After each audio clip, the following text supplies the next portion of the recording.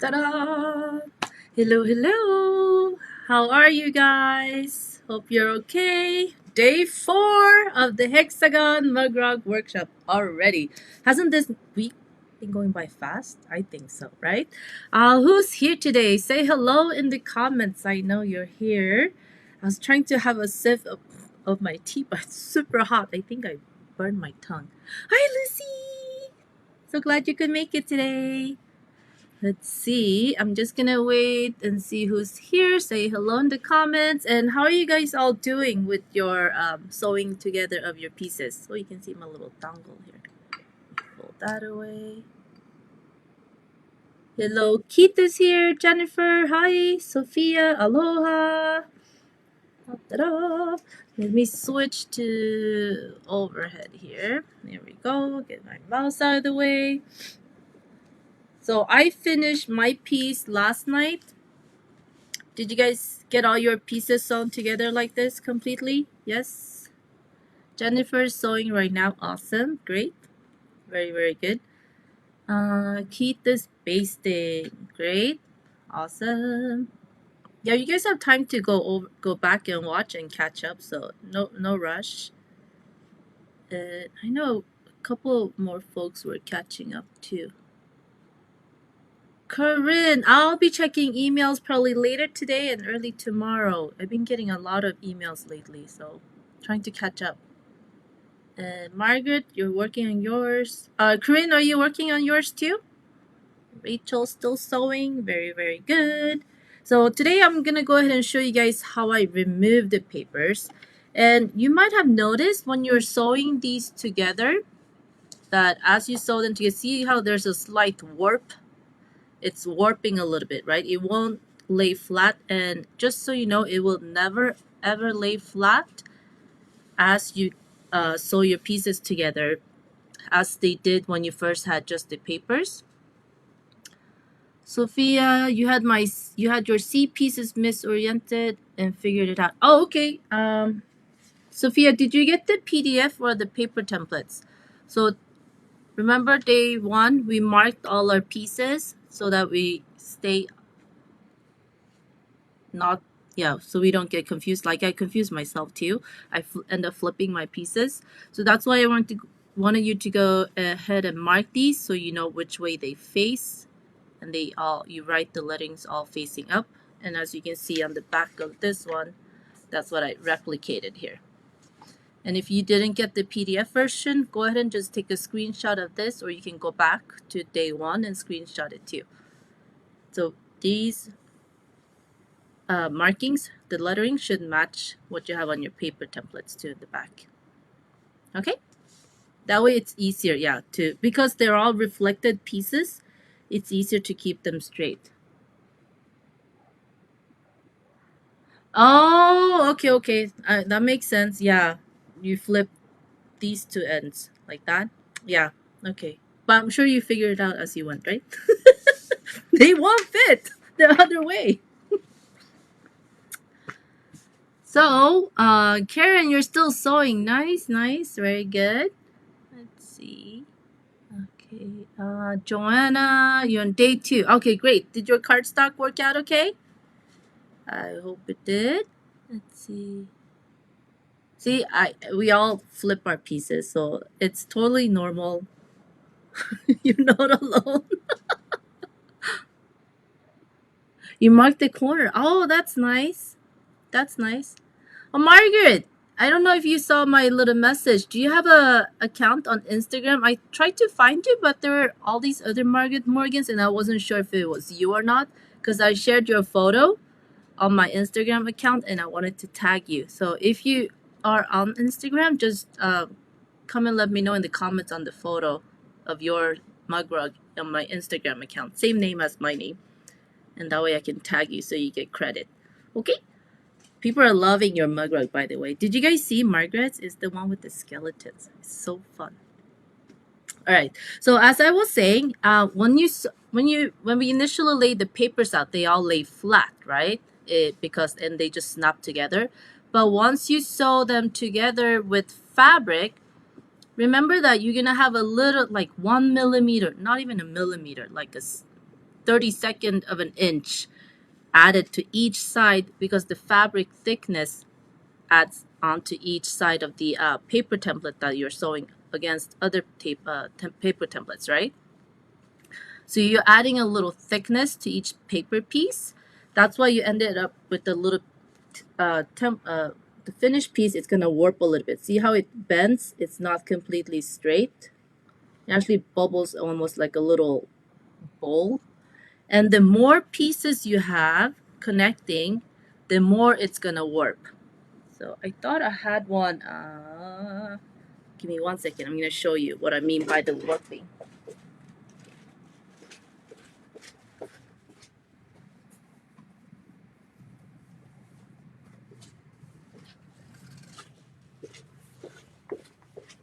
Which is why it's nice to press your pieces too. Like I pressed this, but it's still warping a little bit, but that's just natural. And then I actually put heavy books on some of my other blocks for the Pemberley block of the month, like this. See how many pieces there are? So it's gonna warp even more. So I actually set a stack of heavy books on this to flatten it out. But see here how it bubbles up? So this will never ever lay truly flat. It's kind of hard to see here.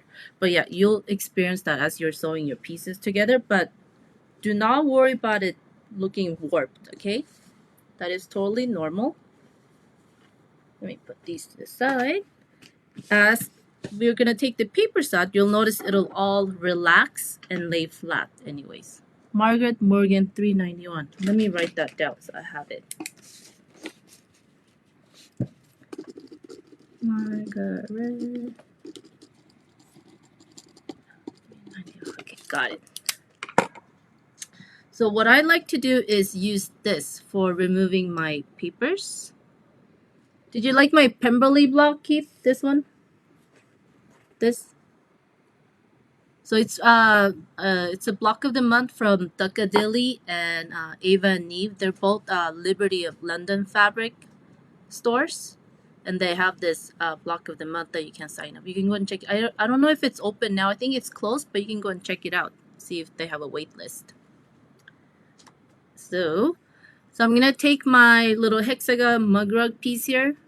See, can you see the papers shifting? They're bubbling up as I'm pushing it down. But that's, like I said, it's normal, so don't worry about it. Just make sure to press your block after you're done. And now we're gonna go flip it over. And this is the tool I like to use to remove my papers, because you can see I don't have long nails and you don't want to go scratching at this. If you have long nails, you might want to try that. Probably work well too. But this is just a, it's called a Pick Me Up. It's a tool from Silhouette. But any kind of cuticle pushing jigama thing, those wood sticks, cuticle sticks, that's what they're called, right? Cuticle sticks. Those work fine. And you can see the edge here. Let me show the back. Can you see the edge? It's slightly angled, so it makes it easy to go under the fabric to release it from the paper. And that way I don't have to sit and pick at it with my nails or something sharp. And you don't want something that's too sharp because you don't want to cut through the fabric, right? You don't want to pierce it. Margaret. Oh, your friend's doing the Pemberley block of the month? Oh, she's finishing it. Nice. Yeah, I'm supposed to do the 12-month version, I think. I'm still working on it. I used, the white fabric is all Art Gallery fabrics. Theirs is the only solid I'll mix with Liberty of London. And Art Gallery fabrics, pure solids. That's what they call it now. It's so nice. So it's all Art Gallery solids, and then I mixed it with Liberty of London Tanalon. Oh, so this tool, so it's used for picking up vinyl and other bits when you're using it with a Silhouette cutting machine. But I like to use it for EPP because I have it. But this side is heavy, but it just comes undone. It's for picking up like rhinestones and stuff to decorate with. It's tacky on the end. So I just unscrew this and take it off. And all I'm left with is this piece, and it's really light. And this side even comes out. And it has a sharp pokey bit on the other end. So you can turn it and flip it in that way if you prefer to use the sharp side. I hope you guys can see this. But I like to use the angled side that looks like a cuticle stick. Is that what it's called? Cuticle stick? It sounds weird for some reason. So I'm going to take this, and I'll start from the center out. So center hexie. And I went ahead and pressed mine. That's all I did. And you guys saw me using the Elmer's school glue yesterday, right? So it comes off easy. Even though I put more than I should have, just to show you guys so it would show on screen. And then we just push it away. And I can go under the paper and just pop it out. And then that's one paper done. And see how this one still, I pressed it, but it still has all the folds because it was the center hexie, and I bent it every possible direction as I was sewing these pieces together. But it's totally fine. Hey, Jen! Stranger! Oh, let me go back to this side. There we go. There we go. So as for your stitches showing, Jen, what kind of thread do you use? So I'm gonna keep on removing my papers. Just go under. You have beautiful EPP, Jen. I don't know what you're talking about. And then turn around as we go.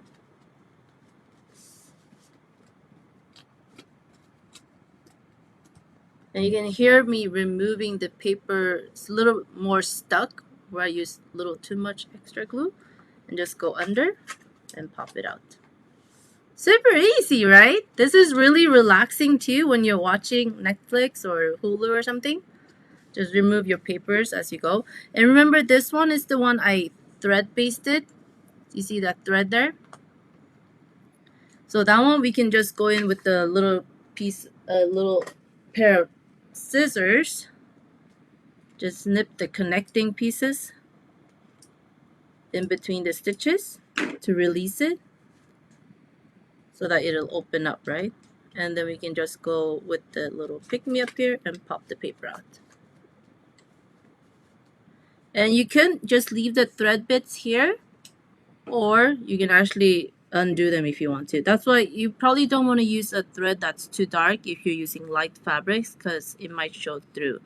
But I do prefer glue pasting. But experiment with both if you're completely new to EPP. See which method you like better.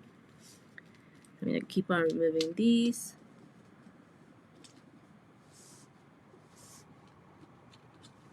I would just think, Jen, if your stitches are showing a lot, maybe match the thread color if it bugs you a lot. But if you just like to stick to one type of thread color like I do, just make sure that you just grab a little bit of fabric on top, and then it usually doesn't show that much. Yeah, it might show more on my dark fabrics when they connect because I use white thread, but you know, from a distance, no one's gonna tell.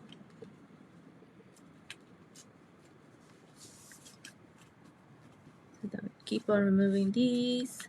So I know we have some EPP aficionados in here. What do you guys use to remove your papers? If you want to share in the comments.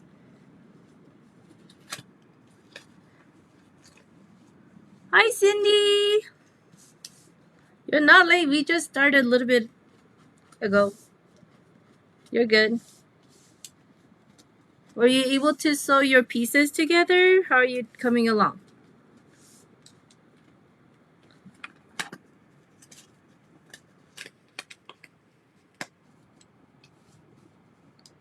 Well, remember your papers, they're gonna look a little bit abused, but that's okay. Like I said, I used these 5-6 times.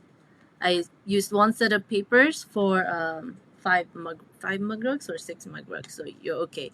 Even if they're bent up like this, as long as the edges are intact and the corners are sharp, you're good.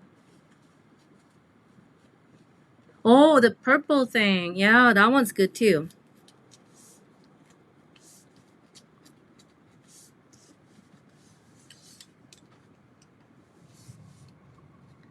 I've never had acrylic nails, so I wouldn't know. But you ladies that have long acrylic nails, is it helpful having long nails?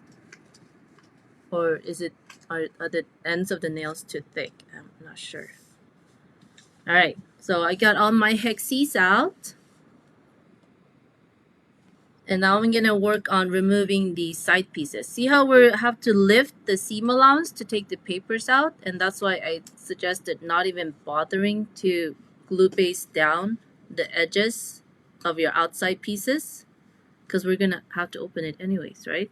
So I'm just gonna go around and remove these.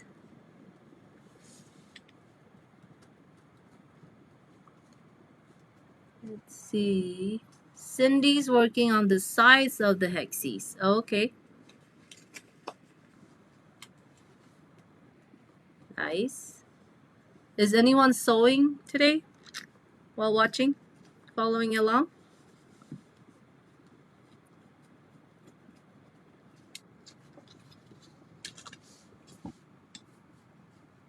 And it's gonna look a little bit abused like this. It's all lifted up, but it's okay. Just fold it back into place. And then we're gonna press it after we remove all the papers. Pressing is your best friend.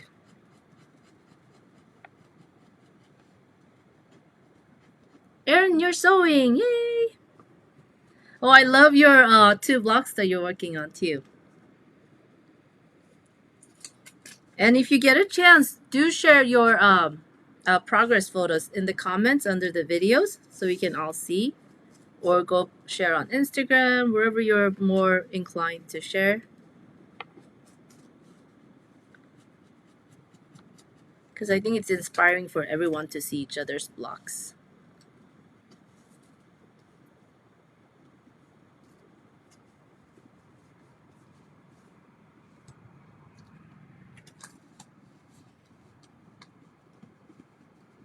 Keith, are you at work today too?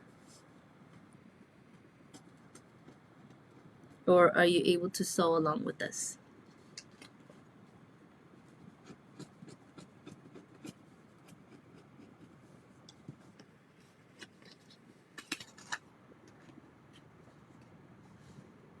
And if your paper is a little bit stuck, then don't yank it out, but kind of tug on it, carefully. And even guide the paper off the fabric so you don't tear your seams. Right? Yeah, we all love seeing each other's work. I agree. Because everyone has a different fabric and color taste, right? So it's nice to see what y'all come up with.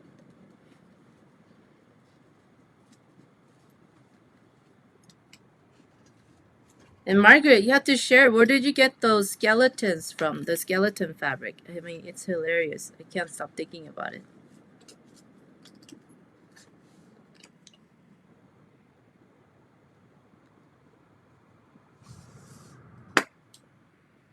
Are you done for the day, Keith? Awesome. Out of the way.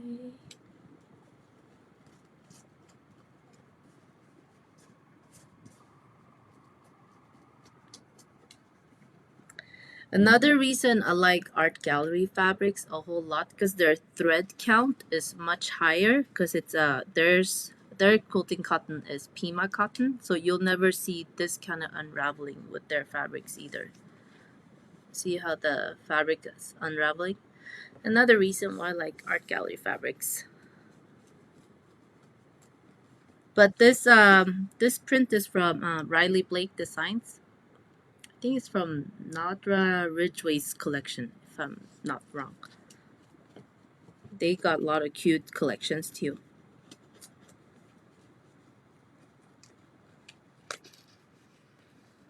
Oh, you got them from a friend's stash? Oh, lucky you.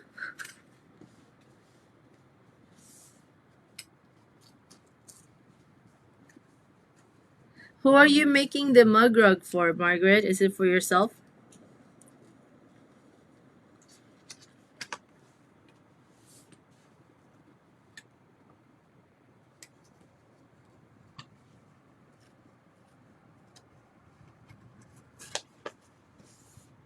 Keep on removing these. Oops, push that whole thing in.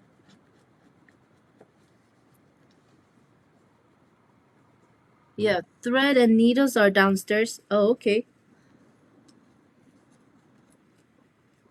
Run and get them so you can sew along.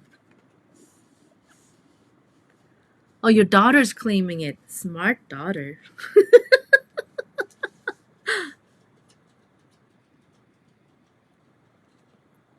You like their collections, but they phrase. Do you mean Riley Blake or whose collections? Sophie. Sophia. Sophia. Okay, I need better glasses.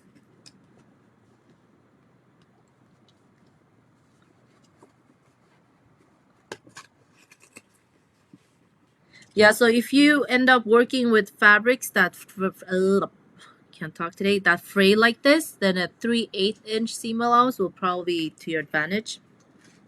So even if it frays a little, you're still safe, good to go. And when it frays like that, it really bothers me, so I have to trim the little threads. Because especially when I work with lighter fabrics, I don't want it to shadow through to the front, so I just trim it off. Very good.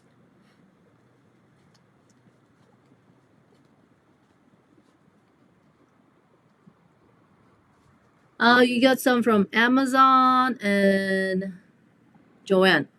Meant to ask you, do you guys like a bigger view like this or a little bit smaller like that? I don't know.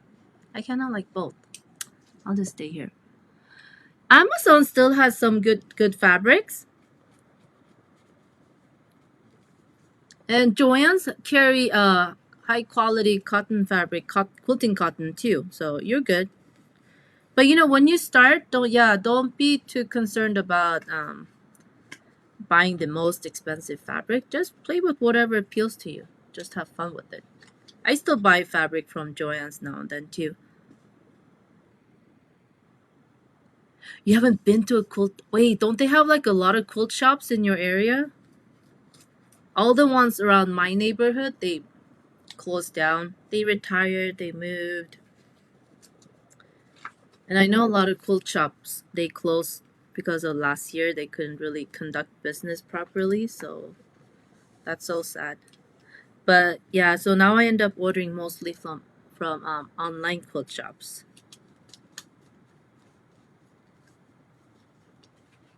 Oh, Keith, when you go into a quilt shop, you're gonna be like, whoa, mind blown. Like when you go into a nice, high quality yarn shop, it's like, oh my god, all these yarns. Never knew there were so many different kinds out there.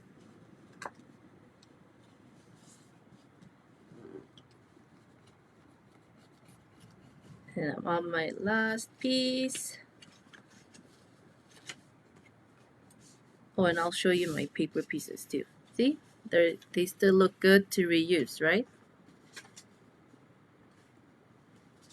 Even with glue pasting. So if you ever hear rumors that you can't reuse papers when you glue paste, that's a big fat lie, okay? You can definitely reuse them. And even with using school glue, you can reuse them. There's one half an hour away. Oh, okay. Oh, make sure you Google quilt shop. Yes. First thing I do if I'm in a new area. Where are the quilt shops around me? Oh, 10 minutes away from quilt shops? You're lucky, Joanna. Yeah, I used to live right around the corner from a quilt shop, but yeah, they closed shop to all their kids went off to college, so they decided to move back to Utah where the rest of the family was. So they moved their shop with them to Utah. Made me sad, but it's a good move for them. Made sense. So now you can see after I removed all the paper, see how the seams are all kind of like raised up? But that's okay because we're just going to go ahead and press this and press the flat. And then when we turn it around, it'll look nice and flat too. See, now it's kind of sticking up a little bit, but that's okay. So I'm just gonna imagine I press this, press it out.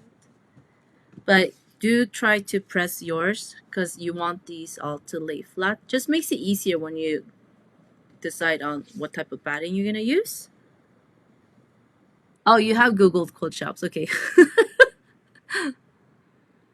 Yeah, 3 that are closed with nice fabric. Oh, lucky. Yeah, I've noticed a lot of the brand name, the big quilting fabric companies, their designers, they have a collection with Joann's too called High Quality Quilting Cotton. There's a few designers. If you go look, let's see, where did my batting go? Oh, so I wanted to show you too. I got regular piece of batting here, so you can just see the difference. This is warm and white. They also carry warm and natural, which is slightly beige yellowish tint. And remember I mentioned you don't want to use warm and natural because then it won't be white. And when you have a light fabric like this, it'll show through and it'll make the white fabric on top look slightly dingy, like a little dirty looking almost. Let's see. I think I could place this one. It has a little beige. See how that looks darker right there? Because it has the beige looking fabric. And then it looks nice and white here because it has the white batting.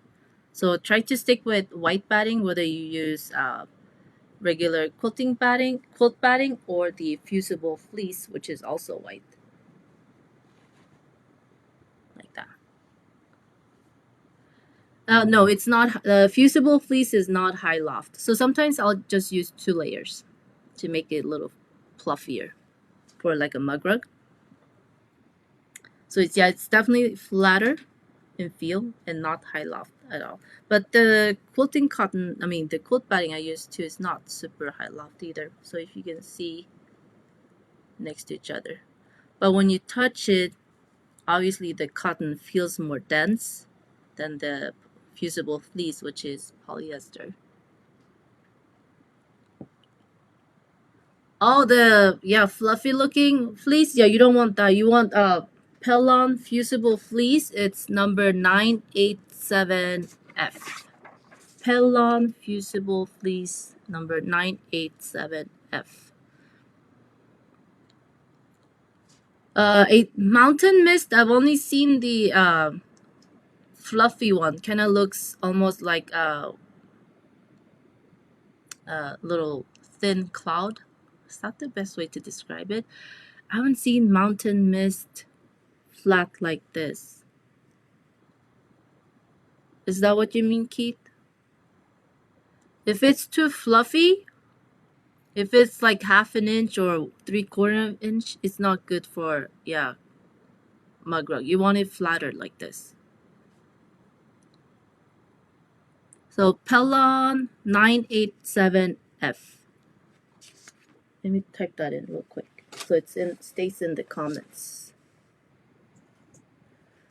Mountain mist. Mountain mist is all polyester, right? I think, or is it cotton?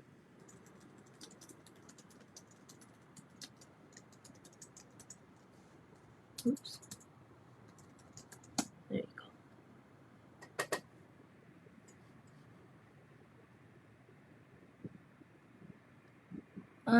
Let's see.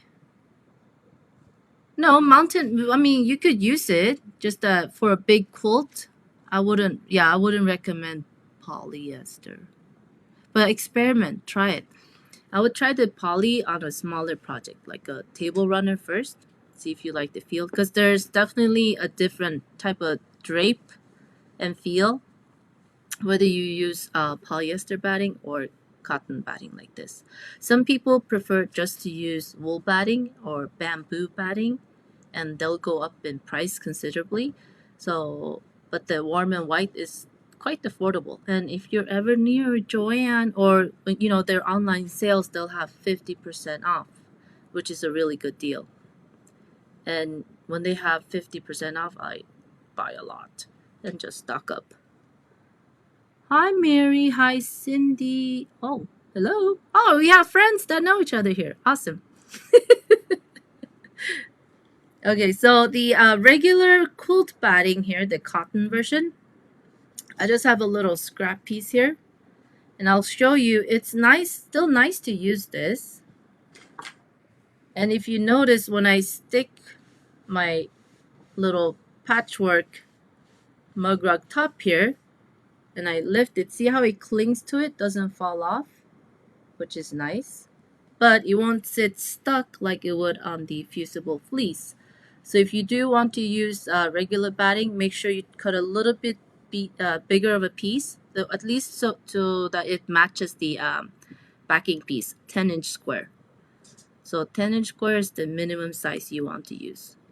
But then you kind of want to have a little extra here on the edges of the patchwork top so that even if it shifts a little bit, you're okay. But that's why I recommend for beginners, it's always easier to use a smaller project, the fusible fleece. It just makes a whole lot of sense. Less fussing about. So the fusible fleece is at 9 1/4 if you use a 3/8-inch seam allowance, and just 9-inch square if you use a 1/4-inch seam allowance. But if you see that you place your little mug rug top on here and the fusible fleece is sticking out, just trim it off before you fuse it with the hot iron. And you want to make sure that the little glue side, you'll feel it's different. The side with no glue is nice and smooth. And the side that has glue is little glue dots. Can you see that? It looks like little snowflakes. You feel it. It's a little rough. And that's the side you want to be matching up with your wrong side of your mug rug.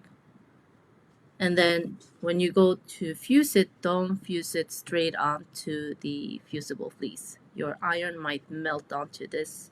No good. So you want to fuse it from this side.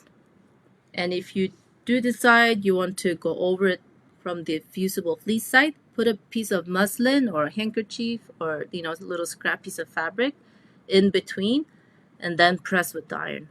Don't move your iron around like this. Usually the fusible fleece comes with directions how to apply it, but just push down, hold it for 2-3 seconds, move over 2-3 seconds, and make sure it's fused, but from the patchwork side.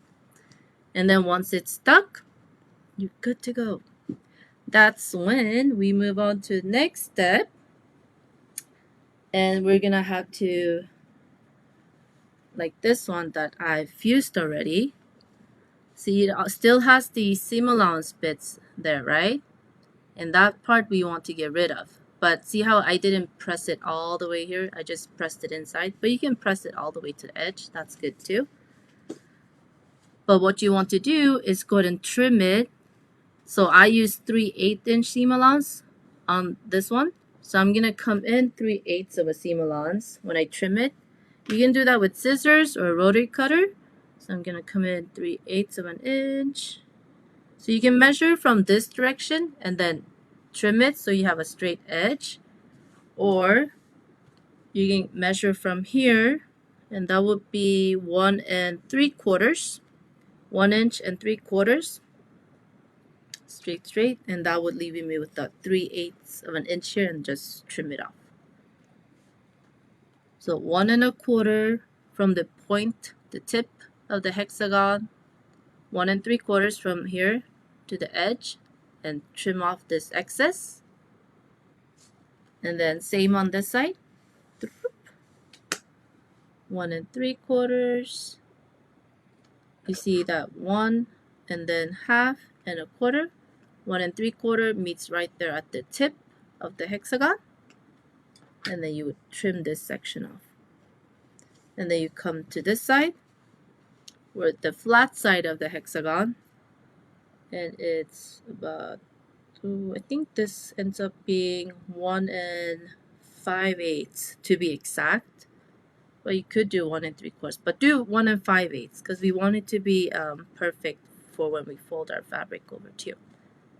The backing fabric. Let me double check with my notes that I'm giving you the right measurements. Hold on 1 second.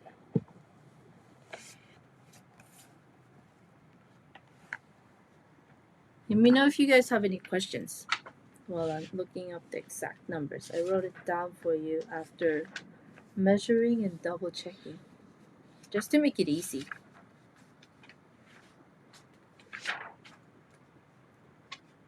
Let's see, where am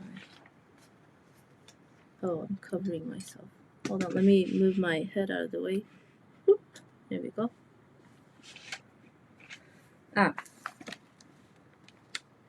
So for a 3-inch,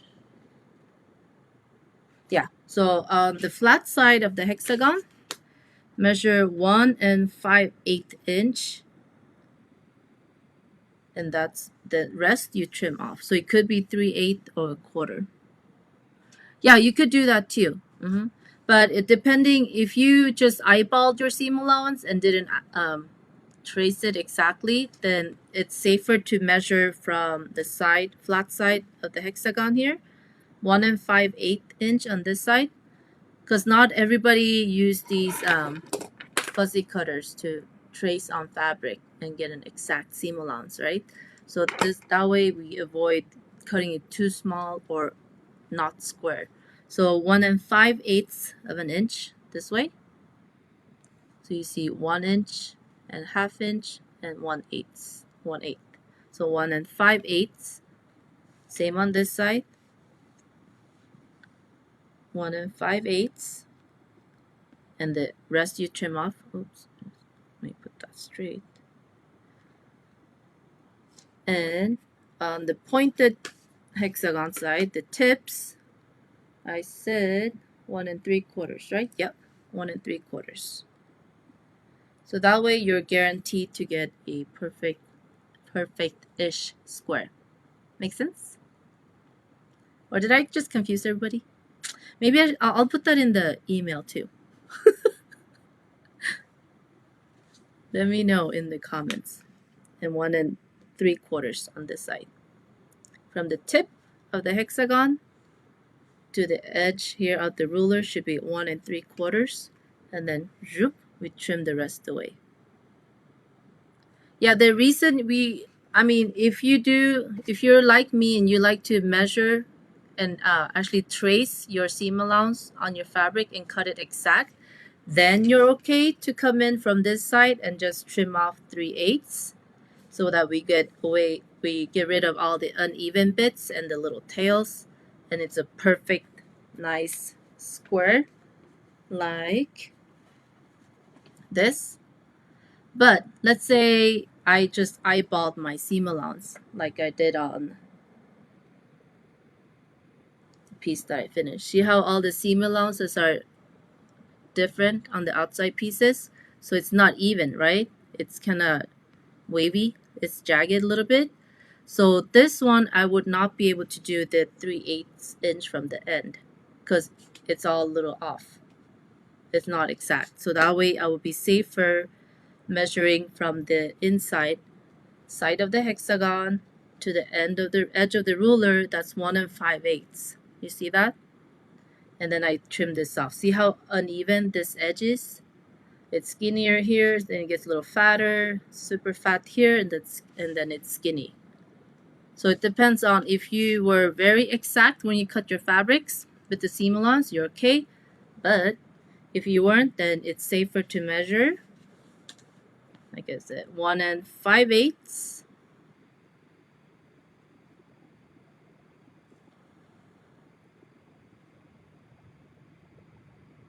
The measurements, yeah, exactly. So it doesn't matter which seam allowance or if you just eyeballed it at this point. This way is, yeah, I wanted to guarantee that everyone would get the same size square. So that's why I said measure this way. So it doesn't matter if you use the ½ inch seam allowance or 3/4 inch seam allowance. If you do it this way, measuring from the side, flat side of the hexagon here, and you want 1 5/8 to the edge, and then I'm gonna cut this here.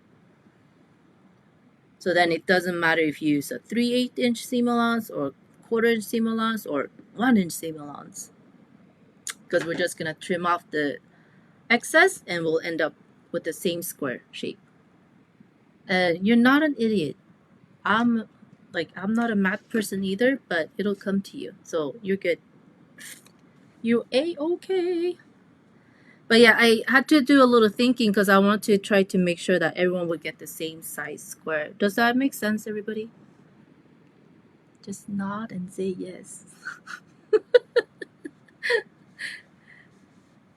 So after you've fused your piece and you're going to trim it down, what you'll have is something that looks like this. Right? Karen, makes sense? Okay, awesome. Yay! I was like, oh, I'm gonna confuse everyone, but good. So I'll make sure to put in the measurements in the email I'll send out with the replay too. Otherwise, I think, yeah, I'll get a lot of emails, people asking. Oh yeah, cool map. Apps are all godsend. So then you're gonna have this after you trim. So remember, 1 3/4 here on this side. See how it's 1 3/4 from the little pointy tips of the hexagon. 1 3/4. Same on this side. 1 3/4 from the tip of the hexagons to the edge. And then 1 5/8 from the flat side of the hexagon to the edge. And same here, 1 5/8. I think seeing on this makes more sense now, right? So that way, whichever seam allowance you ended up using will all end up with the final same size piece here. Okay? So that will be your homework for tomorrow to get to this part. And today I remembered layer cake. If you have a lot of layer cakes at home, go ahead and pick out one that's gonna kind of go with your piece, because that's what we're gonna use to actually self-bind your little mug rug. You're going to use a separate binding piece for this project, and that's what makes it so quick and easy too. So you want a backing fabric that'll look nice when it folds over, like what I used here. So these all happen to be from the same collection, which makes it really easy not to go wrong, right? But it's just one fabric from the back. Oh, I know stripes makes you dizzy when you see it online. So this folded to the front. So think about a 10-inch square of fabric or a piece from your layer cake that you have at home, maybe laying around. Pick one from there that goes with the top of your mug rug so that we can use it to bind your mug rug. Yeah, if it's smaller than 10-inch square, you won't work, but you could sew 2 pieces together or 4 pieces together, or if you want to. I'm not sure if you have a sewing machine or not, Keith. But if you have wider fabric, yeah, try to use the wider fabric. That'll probably be easier. Ah, okay, that's what you need to go to. Yeah, I mean, if you picked up a fabric from Joann's, just play with it so you can, see how you like fussing around with hand sewing. That's why, yeah, don't go out spending like hundreds of dollars on fabric until you know what you like to do. And then plus the first mug rugs, you're gonna end up mess up. You don't want to mess up if you feel like you're wasting good fabric. But I used to buy fabric and I'm sitting on it, and what I liked 5 years ago or 3 years ago, I'm not like really in love with it now. So I wish I'd used it when I was crazy about it. So whatever fabric you have, use it. Yeah, if the layer cake is smaller than 10-inch, then it's manufacturers. They should have some kind of guarantee that it's an error. Unless it's not a layer cake. Is it a charm pack? Because yeah, there's a lot of different pre-cut sizes. Plus, yeah, Amazon, they'll let you return. So yeah, if you can return it if you don't want to keep it. But yeah, do pick a bigger piece of fabric And just make sure that it's at least 10-inch square. No. Okay. Yeah, it's not showing me the thread of comments, so I'm a little confused. But yeah, 10-inch square, that's gonna be perfect.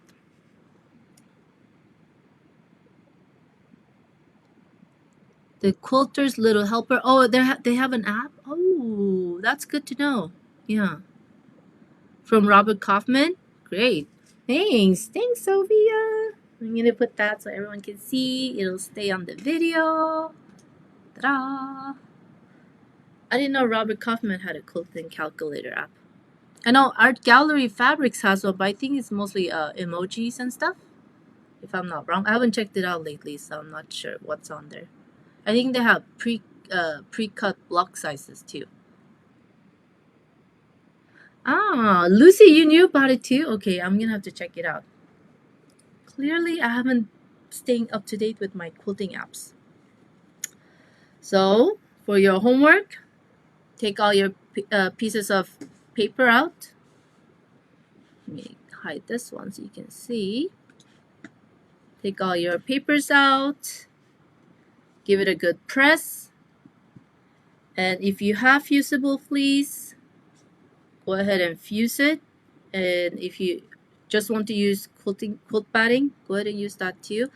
But make sure you cut a piece that's 10-inch square, matches up with your backing fabric. The finished size of the mug rug is 8.5-inch square. So, oops, yeah, so this size.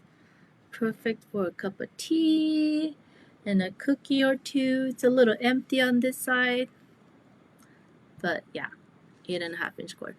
So it's good if you have layer cakes, you could use those to make a complete mug rug too. And make sure after you fuse it, trim it down so you have a clean square piece like this. And pick out your backing fabric so that we can start working on that. Okay, so we're almost done. Can you believe it? And I'll show you other shapes that I've done too. So this is a little hexagon. I haven't even bound this yet. And see, this one, I wasn't sure if I was going to continue adding more pieces to the sides. So I did base the edges, but then I had to undo it and open the seams to open back up. So that's why I said just leave it open on your mug rug pieces. That way you're saving yourself some time here. And even this one, I did add embroidery. And it's all on with fusible fleece too. And I don't even have the backing on here. I'll add that later as I'm adding binding. Which is what makes fusible fleece really easy and fun to work with too. You can add a lot of details at this stage or even after you've bound it and it's complete. See this one? There's no stitching. I just use fusible fleece and this backing is still loose because there is double-sided fusible fleece too, but I just use single-sided and it just sticks like that. And added binding and did some big stitch lines here. See? So that's why I like fusible fleece for these mug rug sizes. And clearly I have too many, but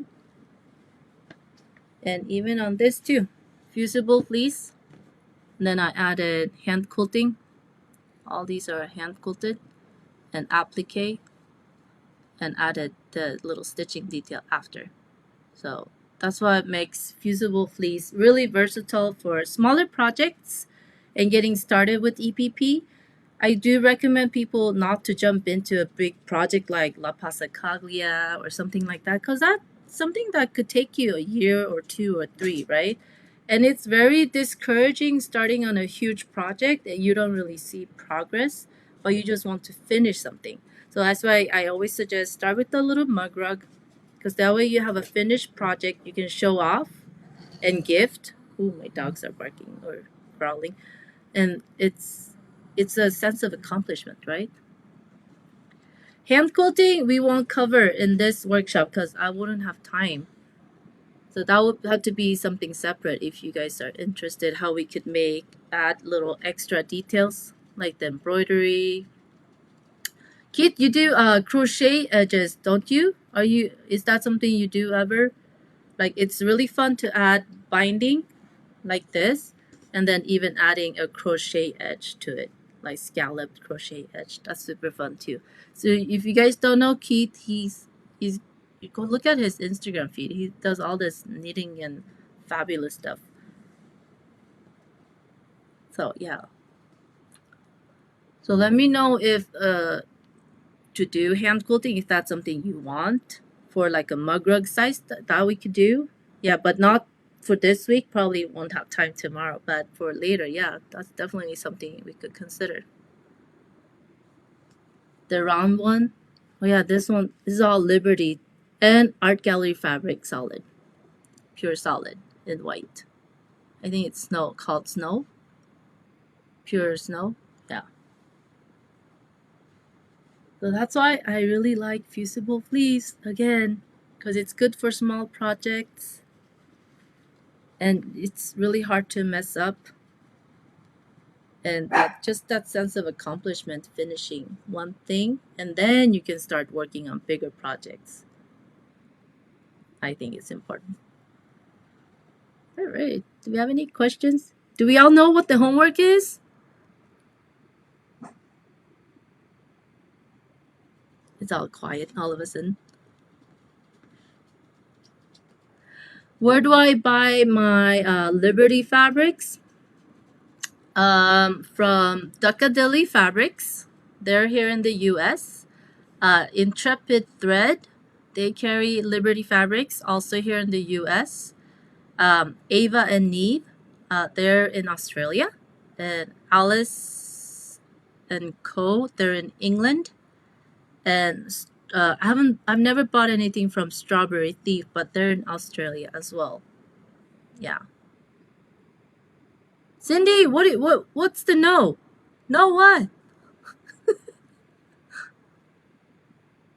You would love an intro on hand quilting? Okay. I'll try and see what I can, put into my little calendar.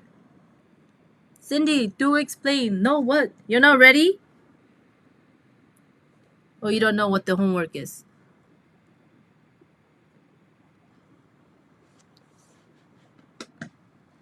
Let me scroll up through the comments, see if I missed anything.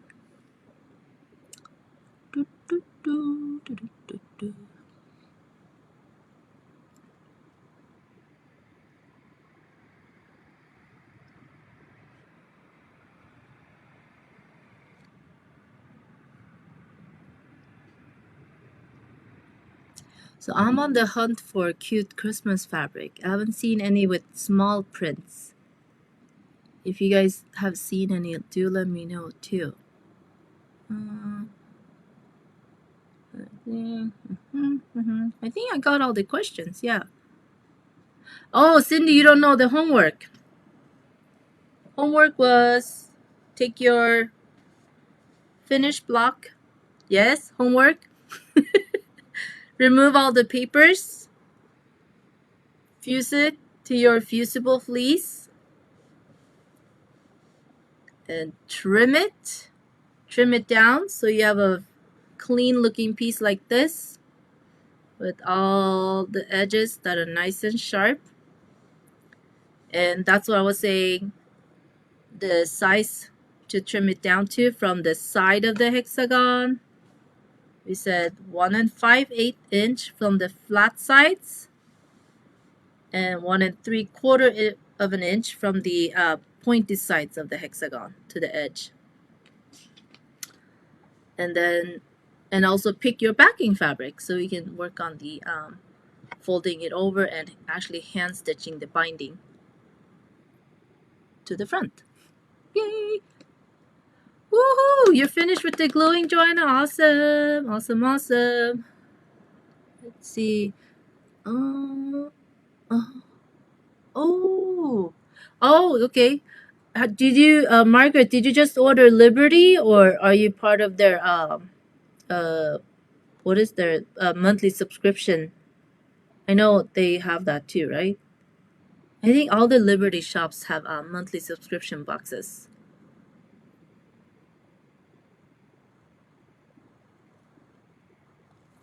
Font size.